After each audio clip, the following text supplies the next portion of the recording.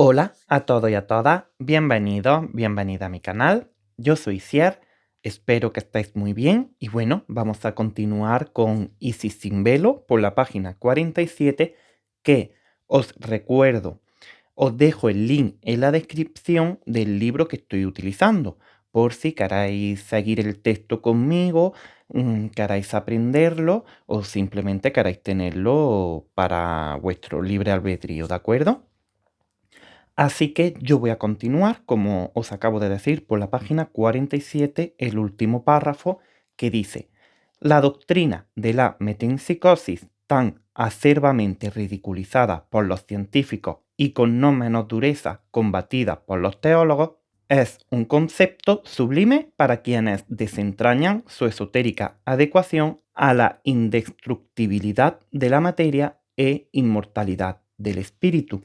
Bueno, aquí cuando ella habla de la doctrina de la metempsicosis, a lo que se está refiriendo es a la doctrina de la reencarnación, lo que nos suelen enseñar habitualmente o comúnmente en las religiones o en algunas ideologías, ¿no? Eso de que un alma vive en un cuerpo, cuando muere se reencarna en otro, cuando muere se reencarna en otro. Por ejemplo, en el budismo, pues se puede reencarnar en otra persona o en un animal, según cómo se haya portado en su vida anterior. En fin, cada uno ya elige la rama con la que más se siente afín, ¿no? Ella, Elena, en este caso, cuando habla de la doctrina de la reencarnación o metempsicosis, ella no cree en esa reencarnación tan literal, ¿no? Y tan concreta, pero ella lo que piensa es que lo que se reencarna es nuestra esencia más pura y más divina, que aspectos como los deseos, el sufrimiento, nuestra manera de pensar, todo eso se queda atrás, ¿no? Se queda en la vida que acabamos de vivir, que lo que sí se transmite es eso, ¿no? Nuestra esencia más pura. O si, por ejemplo, tenemos misiones que no hemos cumplido en esa vida, pues todo eso sí se hereda en las próximas, pues yo qué sé, misiones espirituales concretas que nosotros tengamos, ¿no? Y tengamos que cumplir a lo largo de muchas vidas, muchas etapas, pues todo eso sí se heredaría, pero cosas como deseos materiales o incluso el amor que nosotros conocemos aquí en el plano material, todo eso se queda atrás. Sí que nos llevaríamos ese amor más puro y divino, pero el amor material como tal, todo eso se quedaría en la vida anterior. Entonces, aquí ella la idea que está transmitiendo es, si esta doctrina se aceptara como tal, pues se podría explicar mejor la indestructibilidad de la materia, porque así todo tendría más sentido, ¿no? No nos destruimos, no terminamos, lo que hacemos es continuar en otro plano, porque nuestra energía y nuestra materia no se destruiría, sino que continuaría. Pero a esto, de nuevo, la ciencia lo niega, pone como obstáculos, porque sí, la materia del cuerpo físico, eso no se destruye, se transforma, pero por ejemplo, energía como la conciencia, pensamientos, emociones, que realmente eso también tiene un poder, esa materia no puede continuar, ¿no? Eso sí que termina cuando nuestro cuerpo muere. Aquí ella lo que está enseñando es dos planos totalmente opuestos y diferentes. El material, que sería nuestro cuerpo, y el espiritual o el mental emocional, que sería el que no vemos. Entonces ella lo que está diciendo es, sí, la materia de la indestructibilidad se aplica a la materia, pero en energías como nuestros pensamientos, nuestras emociones, nuestra conciencia, ahí no se aplica. Ahí sí que tiene que terminar cuando nuestro cuerpo muere. Entonces, si la ciencia aceptara eso, la teoría de la indestructibilidad tendría muchísimo más sentido en ese aspecto, sobre todo en la inmortalidad del espíritu. Y sigue a continuación. ¿No sería justo mirar la cuestión desde el punto de vista en que los antiguos se colocaron antes de burlarnos de ellos? Aquí ella vuelve a defender que nuestros antiguos, nuestros antepasados, que quizá no eran los más inteligentes del mundo o incluso no sabían más que nosotros, pero sí que sabían, sí que estos temas ya se habían tratado y en vez de como hace la ciencia, dejarlos abiertos o simplemente como censurarlos, ellos los trataban y daban una explicación lógica y cerraban el tema. Pero claro, para ello también implementaban la espiritualidad, cosa que la ciencia se niega rotundamente. Y dice a continuación, ni la superstición religiosa ni el escepticismo materialista pueden resolver el magno problema de la eternidad. Aquí ella vuelve a recalcar esa idea de que ni la ciencia ni la religión pueden explicar el problema de la eternidad. O sea, cómo empezó todo, quién dio el primer impulso, por qué las cosas son como son, cómo se crea la vida, todo eso, ¿no? Todos esos temas que siguen abiertos a lo largo y largo y largo de los años de la humanidad, ¿no? La armónica variedad en la matemática unidad de la dual evolución del espíritu y de la materia está comprendida tan solo en los números universales de Pitágoras, enteramente idénticos al lenguaje métrico de los Vedas, según ha demostrado el celoso orientalista Martin Hauck en su por desgracia demasiado tardía traducción del Aitareya Brahmana del Rig Veda, hasta ahora desconocido de los occidentales. Tanto el sistema pitagórico como el brahmánico entrañan en el número el significado esotérico. En el primero depende de la mística relación entre los números y las cosas asequibles a la mente humana. En el segundo, del número de sílabas de cada versículo de los mantras. Aquí ella vuelve a recordar y a refutar esa idea de las matemáticas, ¿no? Que nuestros antepasados sí que utilizaban las matemáticas, pero no utilizaban las matemáticas vulgares, como hemos dicho en el anterior vídeo, ¿no? Esas matemáticas vulgares que nos enseñan para el día a día, el 1 más 1 es 2, 2 más 2 son 4, que sí, que son muy útiles, pero son útiles para en el contexto en el que estamos, para en la vida en la que estamos, para medir esa materia, ese día a día. Pero cuando nos vamos a un nivel más espiritual, más interior, más trascendental, esas matemáticas obviamente se quedan cortas. Y aquí ella está volviendo a recordar cómo nuestros antepasados utilizaban también esas matemáticas para unir tanto el plano material como el plano espiritual. Nosotros actualmente las matemáticas las utilizamos solo para ese nivel material, ¿no? Pero los antepasados, para cerrar todas esas cuestiones, lo que hicieron es implementar las matemáticas tanto en el plano material como en el plano espiritual. Y aquí entra otra vez lo que ella está recordando de la teoría de Tetractis, ¿no? 1 más 2 más 3 más 4 es igual a 10, que 1 sería la unidad, 2 sería la dualidad, 3 sería la integración y 4 sería la materialización, que eso es igual a la manifestación que reducido a 1, porque 1 más 0 al final es 1, vuelve todo a la unidad. Y esto lo utilizaban tanto el sistema pitagórico como el brahmánico hace miles y miles de años. Y estas matemáticas también las integraban otras religiones u otras ideologías, como aquí menciona, pues por ejemplo los Vedas, ¿no? Que utilizaban esas matemáticas para sus mantras, para sus oraciones, para todo, ¿no? Les daba a lo mejor otra numeración, otro significado, pero al final todo llegaba a lo mismo. 1 más 2 más 3 más 4 es igual a 10, que reducido al final todo vuelve al absoluto. Ella aquí lo que está defendiendo no es tanto esa ley, ¿no? Es simplemente cómo ya nuestros antepasados utilizaban esas matemáticas tanto para el plano material como para el plano espiritual. Cómo tenían esa mente, ¿no? O esa conciencia de integrarlo todo.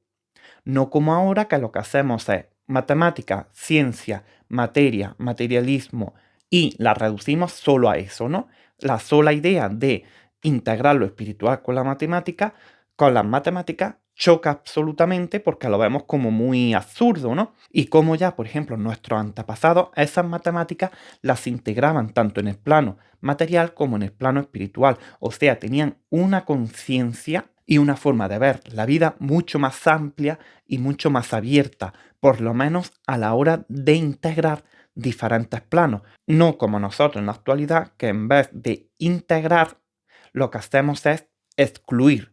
Esto es contrario a esto no vale con esto. En lo único que nos centramos es más bien en dividir y en colocar que en integrar. Y continúa diciendo, Platón, ferviente discípulo de Pitágoras, siguió con tal fidelidad las enseñanzas de su maestro que sostuvo que el demiurgos se valió del dodecaedro para construir el universo. Algunas figuras geométricas tienen especial y profunda significación, como por ejemplo el cuadrado, emblema de la moral perfecta y la justicia absoluta, pues sus cuatro lados o límites son exactamente iguales.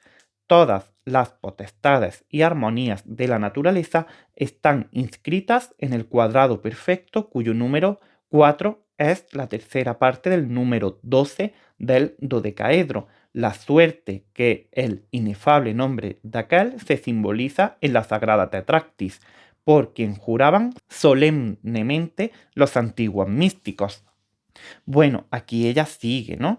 Con esa teoría matemática de integrar tanto lo material como lo espiritual. Y aquí ella ya lo que utiliza es la geometría. Ya todos a día de hoy conocemos los símbolos sagrados, los símbolos geométricos sagrados, cómo la vida repite esos patrones, repite esa geometría en distintos niveles de la vida, en distintos aspectos de la vida. Hoy en día lo que es, pues por ejemplo, la tetractis, el dodecaedro, el símbolo de Metatrón, el árbol de la vida, en fin, toda esa geometría sagrada, como ya desde antiguamente ya se utilizaba, ya se trabajaba, ya se veía esa unión, se representaba tanto materialmente como espiritualmente, porque volvemos a lo mismo, ¿no? A mí el cuadrado se puede utilizar tanto científicamente o matemáticamente como espiritualmente, como el cuadrado, además de ser ese cuadrado en el plano físico, se representaba también espiritualmente en esa perfección, en esa justicia. Yo cuando leí este texto me acordé mucho del tarot. Como bien sabéis, yo estuve muchísimos años lanzando el tarot, ¿no? Trabajando con el tarot, estudiándolo, y recordé que el número 4, que es el emperador, también se simbolizaba con ese cuadrado, ¿no? Con esa estructura firme, justa, igual por todos los lados, esa igualdad, ¿no? Esa justicia y esa seriedad.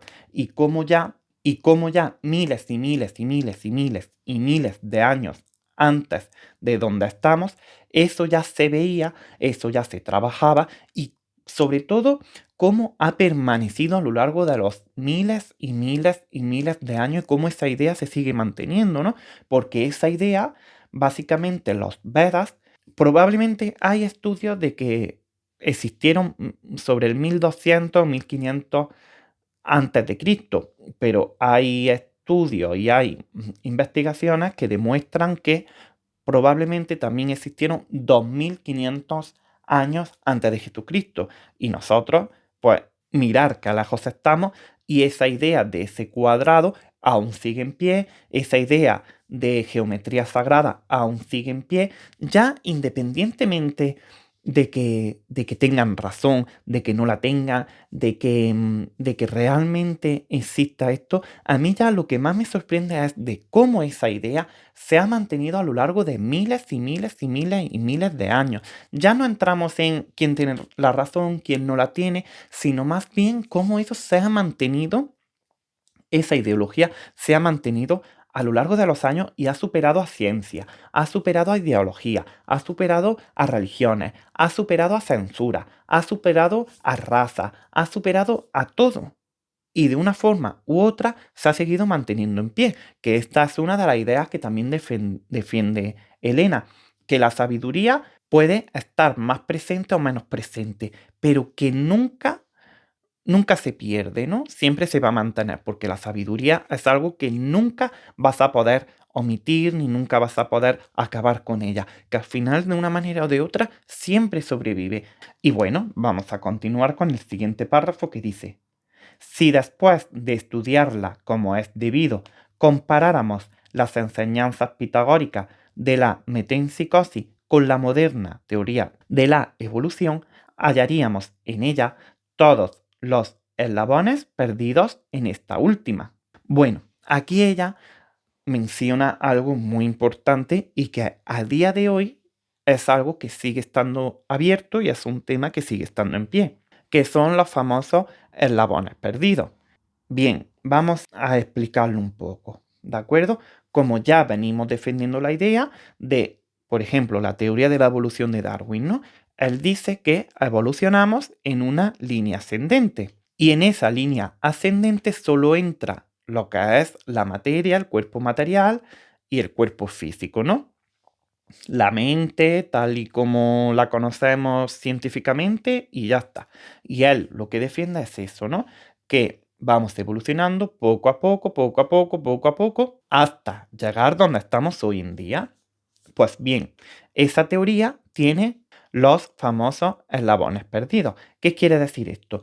Que, por ejemplo, desde el inicio hasta donde estamos hoy en día, hay grandes saltos evolutivos que no tienen lógica o que no se entienden entre sí. O sea, por ejemplo, en el año, voy a poner ejemplos que no son reales, pero bueno, para que nos entendamos, ¿no? Por ejemplo, en el año 1000, pues aparece el humano y no tiene conciencia de nada, diríamos que es igual que el mono, ¿no? Ahora, en el año 3000, aparecen restos del ser humano y aquí aprende a cazar. Y ahora, en el año 4500, ya el humano sabe pintar, sabe colorear, sabe construir, sabe hablar, tiene conciencia del yo, etcétera, etcétera, ¿no? Entonces es ilógico que a lo mejor en 3.000 o 4.000 millones de años el ser humano solo haya aprendido a cazar, por ejemplo, y ahora en 1000 años el humano haya aprendido a hablar, a relacionarse entre sí, a construir, a cazar, a hablar, a pintar, a tener conciencia del yo, a todo esto, ¿no? Entonces, ahí hay un eslabón perdido. Ahí hay algo que no cuadra. Como en 3.000 millones de años el ser humano no ha avanzado y ahora en 1.500 millones de años el humano es casi como en la actualidad. Obviamente no ha avanzado.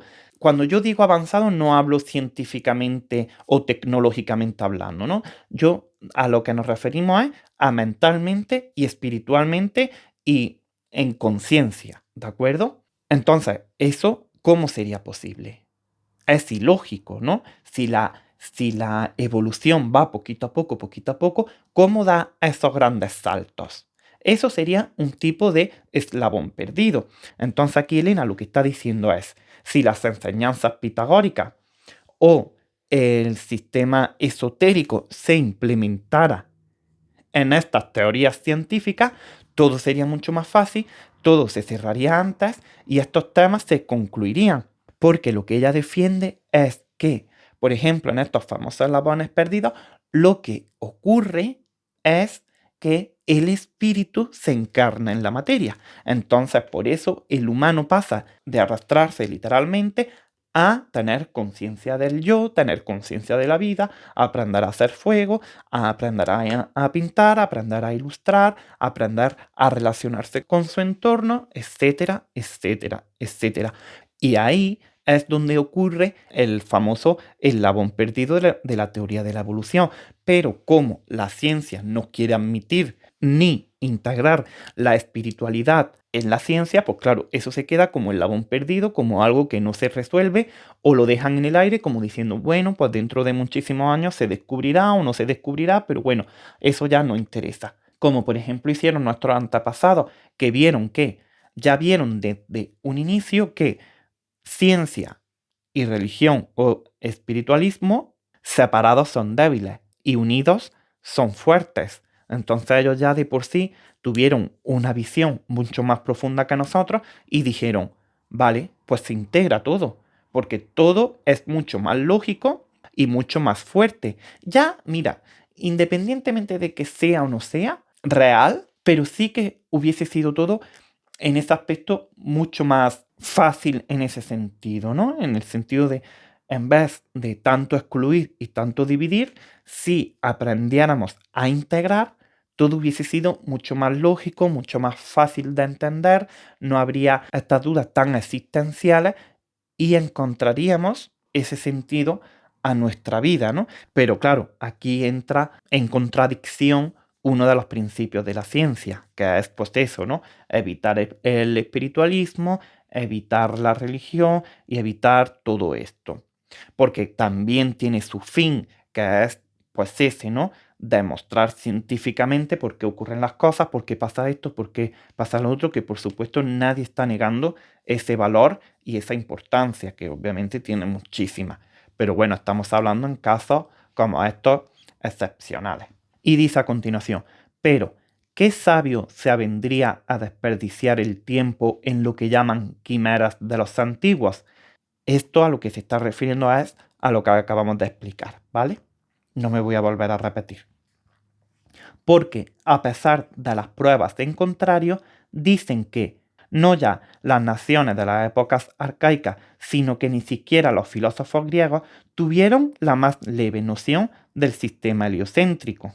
Aquí lo que está diciendo Elena es que, claro, a esto no se le daba importancia porque la tendencia en su tiempo por parte de los científicos materialistas eran despreciar a los antiguos, ¿no? Despreciar ese tipo de tradiciones, despreciar ese tipo de sabiduría, porque, como ya hemos dicho en anteriores vídeos, todos estos temas los trataban, pero como los trataban de esa forma tan abstracta, los científicos lo que hacían era darlo por falso o darlo porque simplemente lo decían por pura intuición, ¿no? Y no le daban importancia ninguna. Y aquí entra el sistema heliocéntrico, que bueno, ahora lo vamos a tratar, vamos a seguir leyendo. San Agustín, Lactancio y el venerable Beda desnaturalizaron con su ignorante dogmatismo las enseñanzas de los teólogos precristianos, pero la filología, apoyada en el exacto conocimiento del sánscrito, nos coloca en ventajosa situación para vindicarlos. Así, por ejemplo, en los Vedas encontramos la prueba de que 2000 años antes de Jesucristo, los sabios indios conocían la esferosidad de la Tierra y el sistema heliocéntrico que tampoco ignoraba Pitágoras por haberlo aprendido en la India, ni su discípulo Platón. A este propósito, copiaremos dos pasajes del Aitareya Brahmana. Vale, aquí antes de comentar estos dos pasajes, vamos a explicar la idea que Elena está defendiendo. Vale, aquí los científicos materialistas, sobre todo en el tiempo de Elena, que era 1700, 1800, pues aquí los científicos lo que hacían era eso, ¿no? Desmentir que los antepasados no sabían nada, que todo lo habíamos descubierto nosotros, que todo lo hemos sabido nosotros. Y por ejemplo, el sistema heliocéntrico, según nuestra ciencia actual, fue descubierta por Nicolás Copérnico en el siglo aproximadamente XVI, ¿de acuerdo? Sobre 1543. Entonces, cuando nosotros nos dan esta información, nosotros inconscientemente damos por hecho que Nicolás Copérnico pues, fue el que descubrió el sistema heliocéntrico, en fin, el que lo propuso, el que lo descubrió, el que lo enseñó y el que lo transmitió, ¿no? Pero claro, aquí Elena lo que está diciendo es que incluso 2000 años antes de Jesucristo, o sea, casi 3000 o 4000 años antes de que Nicolás Copérnico ya diera por hecho ese sistema heliocéntrico, ya se hablaba de esto, ya los Vedas hablaban de esto, quizá no de la forma tan determinista como Nicolás Copérnico, pero que ya sabían y que ya sabían que la Tierra era redonda y que ya sabían que los planetas giraban alrededor del Sol y que ya sabían todo esto de una manera más abstracta y más intuitiva como ahora los ejemplos que va a poner Blavatsky, pero que igualmente ellos ya lo sabían. ellos ya sabían que la Tierra era redonda. Y me parece impresionante que incluso hace pues casi 4.000 o 5.000 años ya se sabía que la Tierra era redonda, que giraba alrededor del Sol, y que a día de hoy, y no quiero juzgar a nadie, no quiero de verdad, pero que a día de hoy se siga dudando de si la Tierra es redonda o es plana. Me parece de verdad impresionante. Pero bueno, no estoy juzgando a nadie, ni yo quiero que cada uno tiene sus creencias, cada uno tiene su ideología y son tan respetables esas como las nuestras o como la que yo estoy describiendo en este vídeo. Pero bueno, me parece un hecho digno de por lo menos de mencionar, ¿no? Bueno, y estos son los ejemplos que ella propone. El mantra serpiente es uno de los que vio Saparaji, la reina de las serpientes, porque la tierra es la reina de las serpientes, puesto que es madre y reina de todo cuanto se mueve. En un principio, la tierra era una enorme cabeza calva. Aquí ya cuando dice cabeza calva está describiendo esa redondez, ¿no? Entonces vio la tierra este mantra, que confiere a quien lo conoce la facultad de asumir la forma que desee. La tierra entonó el mantra, esto es, sacrificó a los dioses y por ello tomó jaspeado aspecto y fue capaz de producir diversidad de formas y mudarlas unas en otras. Este mantra comienza con las palabras Ayun Gau Prisnir Akramit. La descripción de la Tierra en forma de cabeza calva, al principio dura y después blanda, cuando el dios del aire sopló en ella, demuestra que los autores de los Vedas no solo conocían la esferoicidad de la Tierra, sino también que en un principio era una masa gelatinosa que con el tiempo se fue enfriando por la acción del aire. Veamos ahora la prueba de que los indios conocían perfectamente el sistema heliocéntrico unos 2000 años por lo menos antes de Jesucristo. Bueno, pues aquí ella, con estos ejemplos, como acabamos de ver, pues se demuestra que los Vedas ya conocían que la Tierra era redonda, que la Tierra primero era dura y luego blanda, en el sentido pues que al principio todo era roca, todo era duro, todo era, en fin, y ya pues eso como se empezó a enfriar por el aire, ya se creó la Tierra, en fin, ya el proceso que todos conocemos, ¿no? El núcleo lleno de lava, de calor, todo eso, como ya lo sabían, obviamente de una forma metafórica, de una forma más abstracta y no tan determinista como ahora, pero bueno, que ya lo sabían, es lo importante. Y ya pues sigue a continuación. El brahmana enseña cómo ha de recitar el sacerdote los chastras y explica el fenómeno de la salida y puesta del sol. A este propósito dice, Anistoma es el dios que abraza. El sol no sale ni se pone. Las gentes creen que el sol se pone, pero se engañan, porque no hay tal, sino que llegado el fin del día, deja en noche todo lo que está debajo y en día lo del lado opuesto. Cuando las gentes se figura que sale el sol, es que llegado el fin de la noche, deja en día lo que está debajo y en noche lo del lado opuesto. Verdaderamente nunca se pone el sol para quien esto sabe. Pues volvemos a lo mismo. En India, 2000 años antes de Jesucristo, ya se sabía el sistema heliocéntrico, cómo la Tierra giraba alrededor del Sol y que realmente el Sol no se escondía, ¿no? Sino que es el sistema heliocéntrico que actualmente conocemos, que cuando en un lado de la Tierra es de día, en otro es de noche, y cuando en el de noche es de día, en el otro es de noche. En fin, que lo que está describiendo es eso. Obviamente, no tan determinista ni tan detallado, pero que se sabía perfectamente que la Tierra era redonda y que giraba alrededor del Sol, en fin, que se sabía perfectamente. Luego dice a continuación, el pasaje transcrito es tan concluyente que el mismo traductor del Rig Veda llama la atención sobre su texto diciendo que en él se niega la salida y la puesta del sol, como si el autor estuviese convencido de que el astro conserva constantemente su elevada posición. Y bueno, aquí ella remata diciendo que eso, ¿no? Que el texto es muy evidente y que está describiendo el sistema heliocéntrico que actualmente conocemos. Y luego dice a continuación, en uno de los Nívida más antiguos, el Rishi Kutsa, que floreció en muy remotos tiempos, explica alegóricamente las leyes a que obedecen los cuerpos celestes. Dice que por hacer lo que no debió fue condenada a Nait, a girar alrededor del Sol. Los satras o sacrificios periódicos prueban sin dejar a duda que 19 siglos antes de la era cristiana estaban ya los indios muy adelantados en astronomía.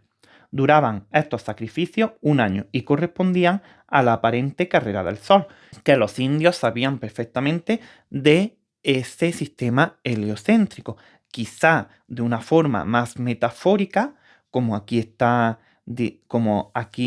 mencionando Elena, pues que por hacer lo que no debió fue condenada a girar alrededor del Sol, en fin, que lo dicen de una forma más alegórica y más metafórica, pero que en el fondo está transmitiendo la idea que hoy tenemos del sistema heliocéntrico. Aquí, en el fondo, lo que Elena quiere transmitir es eso, ¿no? Que los antiguos o los antepasados que ya sabían y que ya hacían los mismos descubrimientos y ya tenían la misma inteligencia y el mismo conocimiento.